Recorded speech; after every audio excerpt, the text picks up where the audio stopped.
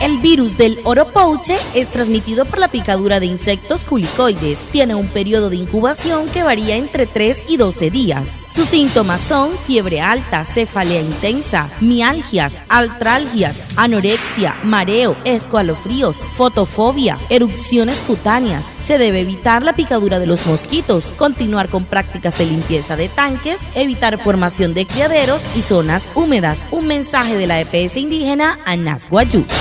Anu hawane wanere heket aisi rukurup na wayu stone ship serup na wayu to ushu heket karante henuria oropouche te